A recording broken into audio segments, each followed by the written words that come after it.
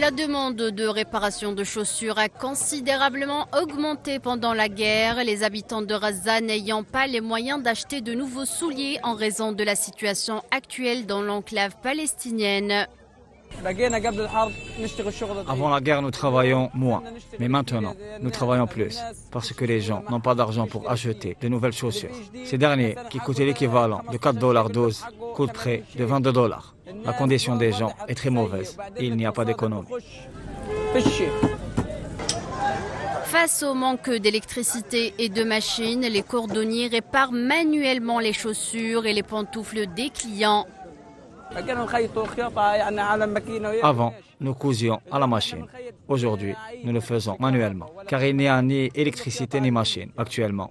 Le client apporte les chaussons totalement endommagés et nous essayons de l'aider en faisant de notre mieux pour lui réparer les pantoufles. La couture nécessite une aiguille ordinaire et un poinçon.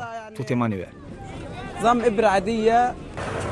Une grande partie de la bande de Gaza densément peuplée a été dévastée par près de 5 mois de bombardements sionistes et la plupart de ces 2,3 millions d'habitants ont été dépourvus de tout et contraints à se déplacer à l'intérieur de Gaza, laissant derrière eux toutes leurs affaires, parfois sous les décombres.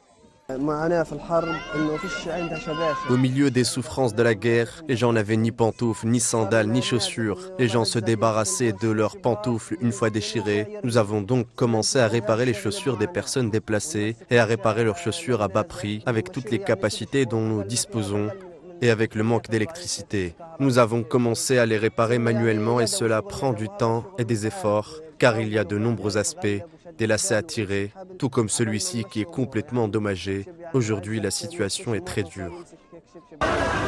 L'économie de Gaza au plus mal avant même l'agression sioniste du 7 octobre en raison du blocus économique sioniste. Celle-ci s'est contractée de 4,5% au cours des 3 premiers trimestres de 2023, selon les estimations de la CNUSED. En plus du génocide, ceci a provoqué la plus grande crise humanitaire au monde.